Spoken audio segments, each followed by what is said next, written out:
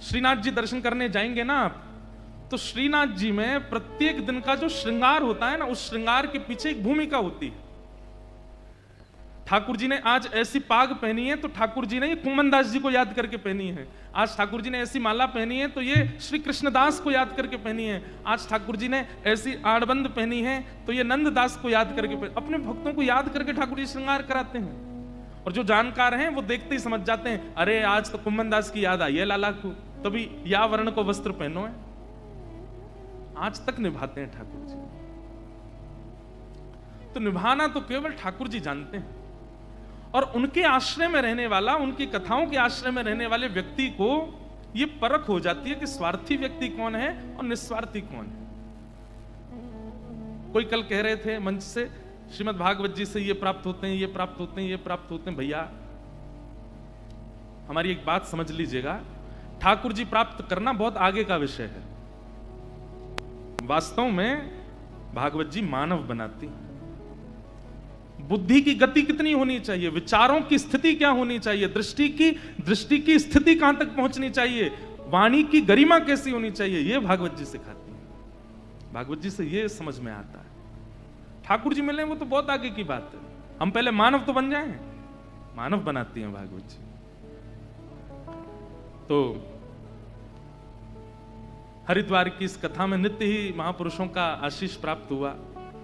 हमारे राम जी महाराज ने 40 दिन तक अन्न सेवन नहीं किया इस कथा के लिए, ताकि इंद्र से जोड़ देते हैं। बोले कि ऊपर इंद्र बरस रहा है, अंदर इंद्रेश जी बरस रहे हैं। पर भैया इंद्र में और इंद्रेश में बहुत अंतर है। हमारे पूज्य तुलसी पीठ वाले महाराज जी एक दिन बता रहे थे, बोले इंद्रेश किसको कहते हैं? बोले श्रीनाथ जी ही इंद्रेश हैं, श्री गोवर्धन नाथ जी ही इंद्रेश हैं। बोले इंद्र के जो स्वामी हैं, इंद्रस्य ईश्वर, इंद्र का जो ईश्वर है श्री कृष्ण, श्री गोवर्धनधारी ठाकुर जी, वो इंद्रेश है। न्यों कह दो ऊपर से इंद्र बरस रहा है और कथा रूपी गिरिराज जी इंद्रेश ने उठा रखे, ये बात तो समझ में आवेगी। तो हमारे महाराज जी ने 40 दिन तक व्रत किया अन्न का, कि निर्विघ्न रूप से कथा हो। और इतनी मौसम की स्थिति होने के बाद भी इतनी संख्या में आप लोग आ जाते हैं। आज तो फिर भी सोमवार है, कल तो यहाँ बहुत ही बुरा हाल था, लेकिन फिर भी सब लोग आनंद से बैठकर के कथा सुन रहे हैं। ये एक महापुरुष के व्रत के कारण ही है कि सब व्यवस्था व्यवस्थित है। ये सब आनंद की बात है। कल हम लोग श्रवण कर रहे थे कि ठाकुर जी सब ब्रजवासियों को लेकर के गोवर्धन गए हैं और श्री गिरिराज जी को पूजन करायो है। वाकई पीछे अनेक कारण हैं, पर एक कारण मुझे बहुत प्रिय लगता है। भैया देखो, आप ठाकुर जी से सख्य भाव मानते हो, बहुत ध्यान से सुनिएगा। आप ठाकुर जी के प्रति सखा दृष्टि रखते हो। ठाकुर जी आपके सख्य भाव को स्वीकार करेंगे, लेकिन वो ठाकुर जी हैं। उनके इर्द गिर्द 33 कोटि देवता रहते हैं। उनके इर्द गिर्द कितना बड़ा प्रोटोकॉल रहता है देवताओं का, योगनियों का, शक्तियों का। जब आप ठाकुर जी से सख्य भाव में कुछ ऐसा व्यवहार करते हो जो उनके प्रोटोकॉल के विपरीत है, तो उनके आसपास जो शक्तियां हैं वो कभी कभी उसको स्वीकार नहीं करती। ठाकुर जी नाराज नहीं होते, वो नाराज हो जाते हैं। जैसे मान लीजिए कि प्रधानमंत्री आपके मित्र हैं। अब आपका तो स्वभाव रहा है कि आप जब जब मिलते हैं अपने मित्र से तो जोर से जो है गले लगते हैं, या उसकी थोड़ी हंसी उड़ाते हैं, या थोड़ा उसका गाल ऐसे कर देते हैं। लेकिन जब आप इतने बड़े पदवी वाले के पास जाओगे तो बाहर से समझा दिया जाएगा, वो तुम्हारे मित्र होंगे लेकिन प्रधानमंत्री हैं, ऐसे गाल मत पकड़ लेना उनका, ऐसे उनकी दाढ़ी मत खींचना, उनसे थोड़ा दूर भी बैठना, ऐसे बाहर के लोग तो कहेंगे। उनसे मिलने जाओगे तो ध्यान नहीं देंगे कि ये प्रोटोकॉल तोड़े ना, क्योंकि इसके मित्र हैं पर देश के प्रधानमंत्री हैं। ठीक वैसे ही जब ठाकुर जी से आप संबंध मानते हैं तो देवी देवता एवं ठाकुर जी के समीप रहने वाली समस्त शक्तियां, योगनियां, ये सब कहते हैं तुम्हारे सखा हैं, तुम्हारे लाला हैं, तुम्हारे मित्र हैं, पर ये पूरे विश्व के भगवान हैं। इसलिए आपने कोई अनुचित कृत्य किया तो ठाकुर जी तो क्षमा कर देंगे, पर कई बार वो शक्तियां, योगनियां जो हैं वो थोड़ी नाराज हो जाती हैं। इसलिए ठाकुर जी ने विचार किया कि भैया ये सबरे ब्रजवासी जो मेरे कंधा पे चढ़ जाएं, मेरे कानन ने पकड़ लें, ये मेरे हाथन को मरोड़ दें, मुंह को घोड़ा बना के खुद बैठ जाएं। कहीं इन सब के ऊपर भगवत अपराध नहीं लग जाए तो एक बार इनको अपने चरणन में प्रणाम करवा लूं। हमारे पूज्य नाना जी सुनाते थे ये भाव, बोले एक बार इन ब्रजवासी को अपने चरणन में वंदन करवा लूं। लेकिन ठाकुर जी जानते हैं कि ये ब्रजवासी मोह प्रणाम कभी नहीं करेंगे, चाहे मैं कितनों कह दूं। इनते प्रेम इतना करते हैं कि अरे लाला कितनों कहे कि मैं भगवान हूं। अरे गर्गाचार्य जी ने तो आकर के यशोदा मैया से कही, बोले नारायण। यशोदा मैया ने तुरंत लाला को कान पकड़ो, बोले नारायण कोई और होएगा, मेरो लाला ना है नारायण। तब बोल गए समूह गुण ही है, नारायण नहीं है उनके जैसे गुण वाला है आपका लाला। बोला हाँ ये बात ठीक है, मेरो लाला भगवान ना है। तो ठाकुर जी मन में विचार कर रहे हैं ये मुझे कभी प्रणाम नहीं करेंगे, और एक बार अगर ये प्रणाम कर लेंगे तो जो भगवत अपराध बन रहा होगा, मैं नहीं मानता कि वो भगवत अपराध है, लेकिन किसी को भगवत अपराध लगता हो उसके लिए इनसे एक बार मैं प्रणाम करवा लूं। तब ठाकुर जी ने श्री गिरि गोवर्धन पूजवायो। अब तुमको बतानी पड़ेगी कि तने गिरिराज जी कैसे उठाए। ठाकुर जी कह रहे हैं बड़ी बात है, बताओ मैं कहूं कि मैं भगवान हूं तो मानना नहीं है, अब दूसरा मैं क्या बहाना बताऊं, भैया मैं सच में भगवान हूं। गोपी कह रही भगवान हो तो हमारे घर से माखन चुरा के, भगवान कोई माखन चुरा के खावे। मधुमंगल श्रीदामा बोले हमारे मुंह पे लगी भाई झूठी कढ़ी चाट जाए, ये कोई भगवान करे? भगवान कभी गैया चरावे? भगवान कभी ऐसे ग्वाल बालन के संग उधम मचावे? जी कोई भगवान की लीला है? लाला तू भगवान ना है, तू तो हमारा लाला है। अंत तो गत्वा ठाकुर जी कह रहे हैं कछु माखन को बल बढ़ो, कछु गोपन करी सहाय, श्री राधे जू की कृपा सो मैंने गिरिवर लियो उठा। विष्णु सहस्त्र नाम में भगवान का एक नाम है, क्या? मान देना। बहुत ध्यान से सुनिए सब लोग। ठाकुर जी के नाम स्वभाव से और गुण से भी रखे गए हैं। तो ठाकुर जी का एक स्वभाव है, क्या?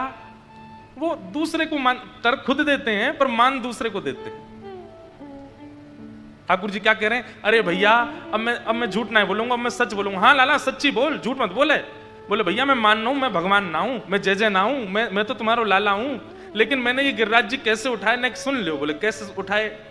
बोले कछु तो आप सबन के घर के माखन को बल मुंह में आ गए हो, इतनो माखन चुरा चुरा के मैंने खायो। अब एक घर को माखन खातो तो बल नहीं आतो, लेकिन इतनी सारी गोपीन के घर जा के मैंने माखन चुरा चुरा के खायो, इतनी सारी गोपीन के घर को बल मुंह में आ गया, मैंने गिरिराज जी उठा ली। पहला श्रेय किसको दिया? ब्रज की गोपियों को।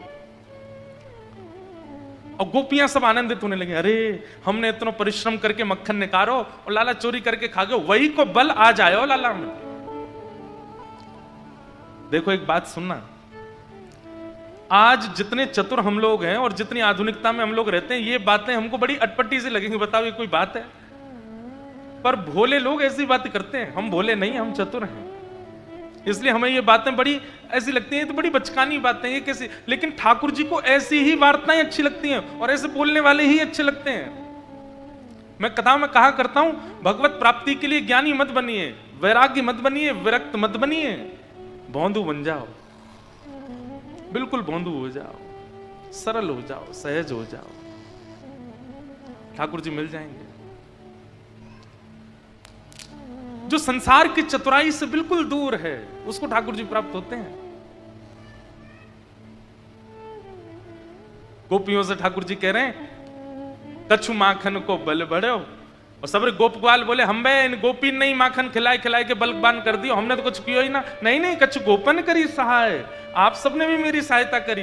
ग्वाला बोले हमने क्या किया? अरे तुम सबरे टकटकी लगा के मेरी उंगली में देख रहे, तो पहले तो मैंने माखन के बल से गिरिराज जी उठा लिए, और फिर तुमने टकटकी लगा के मेरी उंगली में देखी, सो तुम सबन की शक्ति मेरी उंगली में आ गई और मैंने गिरिराज जी उठा लिए। अब देखो कितनी सामान्य बात है, कितनी सरल बात है, कितनी कितनी सहज बात है, इसमें कोई लाग लपेट नहीं है, इसमें कोई ये बड़ी बचकानी बात है।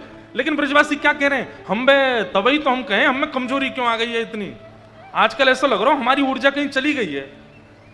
ठाकुर जी सहजता बोल रहे हैं और ब्रजवासी उस पर मोहर लगा रहे हैं। हम सरल नहीं है बंधु। ब्रजवासी बहुत सरल है, बहुत सीधे हैं, इसलिए ठाकुर जी को बहुत प्रिय है। और श्री राधे जू की कृपा सो मैंने गिरिवर लियो उठाए। श्री किशोरी जी की कृपा से मैंने गिरिराज जी उठाए हैं। ये तो लाडली जी की कृपा है जो मैंने गिरिराज जी धारण किए हैं। अब किशोरी जी की कैसी कृपा, इसके पीछे इतनी कथाएं हैं। एक कथा तो ऐसी आती है कि श्री गर्गाचार्य जी जब किशोरी जी का नामकरण संस्कार करने के लिए गए तो वहां कीर्ति मैया को बता के आए, बोले तुम्हारी लाली जो है ना, या को आधो अंग नंद जी को लाला है, तो जब कभी भी तुम्हारी लाली अपूर्णता सी लगती हो तो लाला को आगे बगल में ले आई हूं। और वहां नंदरानी यशोदा को भी बताया है, वो तुम्हारे लाला की अर्धांग आह्लादनी शक्ति है राधा रानी। जब कभी तुम्हारे लाला को ऐसा लगे कि शक्ति छीन रही है, श्यामा जू को आके सामने ले आई हूं। 3 दिन तक ठाकुर जी गिरिराज जी धारण करके खड़े रहे। यशोदा मैया व्याकुल हो गई और तभी यशोदा मैया को याद आई, गर्गाचार्य जी बोल के गए कि मेरे लाला की शक्ति कीर्ति की छोरी है, कहां से लेके आऊं। सब ब्रजवासी आए थे वहां पर, तो यशोदा मैया ढूंढने लगी, सब जगह जा जाके पूछा, अरे भैया वृषभानु नंदिनी कहां है, वृषभानु बाबा की लाली कहां है। वो मेरे लाला के सामने ठाड़ी रह जाएगी तो मेरे लाला को बल घटेगा नहीं। गर्गाचार्य जी बताए के गए।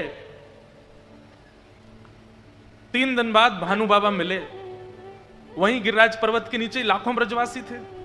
भानु बाबा बोले, मैया आप मुझ को खोज रही? अरे बाबा तुम्हारी लाली कहां है? गर्गाचार्य जी बताए के गए कि मेरे लाला की वो आह्लादनी शक्ति है, वहां कुछ सामने ठाड़ो कर दूंगी तो मेरे लाला को बल बढ़ेगा। ब्रजभानु बाबा बोले, 3 दिन आते मैं भी ढूंढ ही रहा हूं, मुझको मिल नहीं रही है, लाली कहां चली गई है पता ना।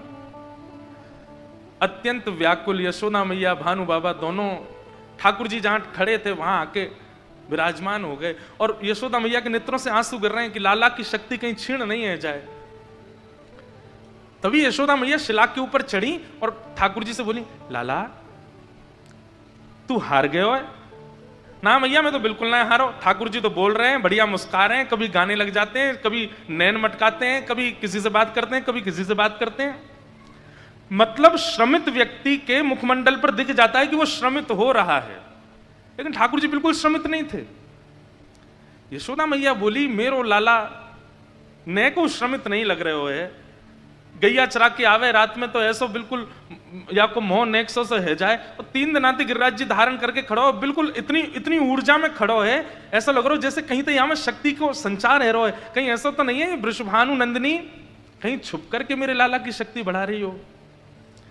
तभी यशोदा मैया एकांत में पीछे जाकर के देखती हैं, तभी वहां क्या पाती हैं, आहा सुख आसन में बैठी हैं हमारी श्री किशोरी जी और अपनी ब्रगुटी ऊपर करके गिरिराज जी को देख रही हैं और उनके नेत्रों से एक ऐसी ऊर्जा प्रकट हो रही है जिस पर गिरिराज जी टिके हुए हैं कि आप में ऐसी ऊर्जा का संचार हुआ कि जैसे मानो अपने मान को बढ़ाने के लिए, न अपना प्रकाश दिखाने के लिए आपने गिरिराज जी उठा लिए और गिरिराज जी उठा करके आप केवल उनके मुखमंडल को देखते हुए वहां ठाड़े हैं। इंद्र ने तो वर्षा उसी दिन बंद कर दी थी, पहले दिन ही, लेकिन आपने ही इंद्र को संकेत किया कि अरे भैया याते बढ़िया अवसर नहीं मिलेगा श्यामा जी को देखने को, सामने ठाड़ी है तो पे जितनी सामत हो, तो पे जितनी क्षमता हो उतनी वर्षा कर, ताकि ये किशोरी जी को देखता रहूं, ऐसे गिरिराज जी धारण करके मैं ठाड़ो रहूं। बैठ जाओ। ठाकुर जी ने गिरिराज जी 7 दिन 7 रात्रि पर्यंत धारण करके रखे और 7 दिन के बाद इंद्र ने आकर के ठाकुर जी से क्षमा याचना की कि पिता गुरुस्तुम जगतामधीशो दुरत्यय कालोपात दंड हिताय स्वेच्छा तनुभी समीह से मानम विधुन्वन जगदीश मानिना। वैसे देखा जाए तो हमारा वॉल्यूम 6 दिना बाद खुला है आज हरिद्वार में, नहीं तो किशोरी जी का स्मरण हुआ ही नहीं, आज हुआ है। अब क्योंकि वृंदावन जाने का समय आया है इसलिए किशोरी जी अब याद आ रही हैं। ये बात तो निश्चित है कि जब मन बुद्धि चित्त शरीर सब वृंदावन की ओर होता है तभी श्री जी आती हैं। उससे पहले नहीं आती। यहाँ बद्री विशाल याद आ जाएंगे, यहाँ तो बाबा केदार याद आ जाएंगे, गंगोत्री यमुनोत्री याद आ जाएंगी, हिमालय याद आ जाएगा, कैलाश याद आ जाएगा। पर किशोरी जी तो तभी याद आती हैं जब मुख भी वृंदावन की ओर कर लिया जाएगा। अब क्योंकि विश्राम है, अब तो चर्चा हो रही है वृंदावन जाना है, वृंदावन जाना है, तो अब किशोरी जी याद आती हैं।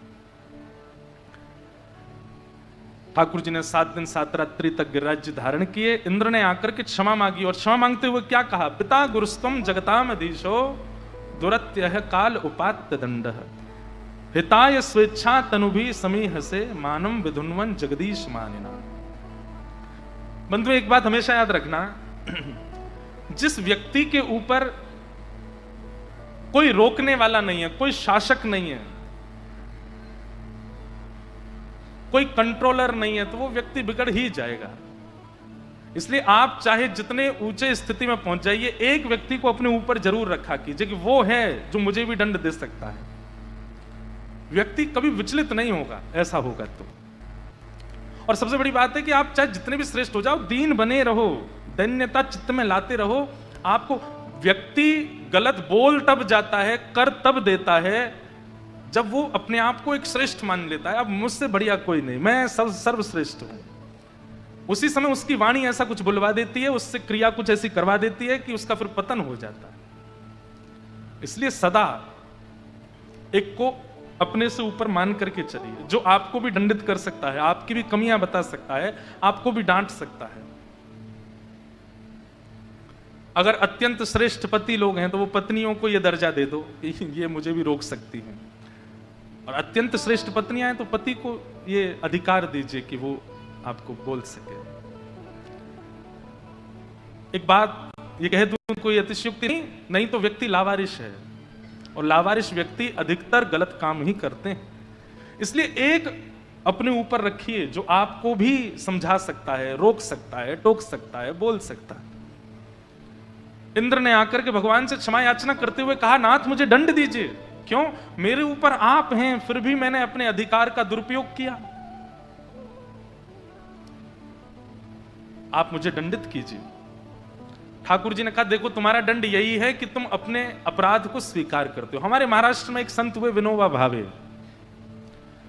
आज के युवाओं को मैं एक बात कह दूं, जिस प्रकार स्वामी विवेकानंद के कोट्स आप पढ़ते हो, उनकी बातें आप पढ़ते हो, मेरे स्वामी विवेकानंद से भी पहले के गुरु हैं जिनका नाम है विनोबा भावे, उनकी बातें कभी पढ़िए। गांधी जी भी उनको मानते थे, बहुत अच्छा बोलते थे। श्री विनोबा भावे कहते हैं, व्यक्ति का सबसे बड़ा दुर्गुण क्या है? व्यक्ति का सबसे बड़ा दुर्गुण क्या है? बोले अपने अवगुणों को अस्वीकार करना, यह उसका सबसे बड़ा दुर्गुण है। वो अपने अवगुणों को जानते हुए भी अस्वीकार करता है, नजरअंदाज करता है। और उसका सबसे बड़ा सद्गुण क्या है? अपने अपने अवगुणों को प्रस्तुत करना, अपने अवगुणों को पहचानना, स्वीकार करना, ये उसका सबसे बड़ा सद्गुण है। स्वीकारीकरण हम लोग अब भूल चुके हैं। हमें पता होता है कि हमारी गलती है, कोई हमारी बहन है, भाई है, या परिवार के लोग हमें समझा देते हैं, बस तुम ऐसे हो गए हो, हम लड़ देते हैं, नहीं ऐसे नहीं हुआ है, तुम गलत, तुमको वो पक्ष दिखाई नहीं जो मैं दिखाना चाहता हूं। नहीं, अगर उनको दिखा है तो इसका मतलब आप वैसे हो गए हो, उसको स्वीकार करिए। स्वीकारीकरण ही कई बार परिवर्तन की स्थिति लाता है। समझ रहे हैं बात को? मान लीजिए कि मुझ में क्रोध बहुत बढ़ गया, अब मुझसे किसी ने कहा तुम्हें बहुत क्रोध बढ़ गया है, अब मैं जब तक इसको अस्वीकार करता रहूंगा वो क्रोध बना ही रहेगा चित्त में। लेकिन जिस दिन स्वीकार कर लूंगा हाँ बढ़ तो गया है, उसी समय 10% घट जाएगा और घटने लग जाएगा। स्वीकारीकरण से दोष की निवृत्ति होने लगती है, ऐसा विनोबा भावे कहते हैं। भगवान ने कहा, इंद्र तुमने आकर के अपना दोष स्वीकार किया, इसलिए मैं तुमको क्षमा प्रदान करता हूं। और मुझे तुमसे ज्यादा गुस्सा इसलिए नहीं है क्योंकि तुम्हारी क्रिया से सब ब्रजवासी मेरे समीप आ गए, सबका सामीप्य मुझे प्राप्त हुआ। इंद्र ने भगवान की स्तुति गाई, इंद्र चले गए। तत्पश्चात गोप ग्वालों ने ठाकुर जी को खूब उत्सव कराया, आनंद हुआ। गायों ने भगवान का नाम गोपाल रखा। एकादशी व्रत की महिमा बताई गई। और अब यहां से रास पंचाध्याय प्रारंभ होता है। बहुत विस्तृत है, पर स्पर्श करके केवल रास की भूमिका करके आज की कथा को विश्राम देंगे। आज अनेक संत महापुरुष भी हमारे मध्य में पधारे हैं। सबका आशीष हमको कुछ प्रारंभ में भी मिला, बाद में भी मिलेगा। साथ ही आज हमारे बी पराग जी आए हैं, जो कि फिल्म दुनिया में अपने खूब आनंद कराते हैं, खूब रंग जमाते हैं। और अब धीरे धीरे नहीं, जोर जोर से ठाकुर जी के हो गए हैं। अब श्री जी की खूब कृपा है इन पर, श्री लाडली जी का खूब यश गाते हैं। फिर से चंडीगढ़ में कथा होने जा रही है, वृंदावन प्रकट महोत्सव, और आप सब लोगों को आमंत्रण देने आए कि आप लोग वहां पधारिएगा। इस बार खूब उत्सवात्मक वहां पर कथा का क्रम होने जा रहा है। हमारे राम जी महाराज तो पूर्ण विराजेंगे साथ में, आप सब लोग भी कृपा करके वहां पधारिएगा। वृंदावन प्रकट उत्सव बड़े आनंद से होता है वहाँ। पिछले साल भी हुआ, इस साल भी। इस साल वहाँ खूब उत्सव भी हो रहे हैं ठाकुर जी के, जैसे लाल जी के जन्मोत्सव पे होते हैं, वैसे उत्सवों की श्रृंखला भी है इस बार वहाँ। और विशेष रूप से भागवत कथा है, पर भागवत में भी मीरा चरित्र, मीराबाई का सुंदर चरित्र। प्रारंभ के 4 दिन तक तो मीरा चरित्र और भागवत जी साथ साथ चलेंगे, फिर उसके बाद बचे हुए 3 दिनों तक अन्य भक्तों के चरित्र ऐसे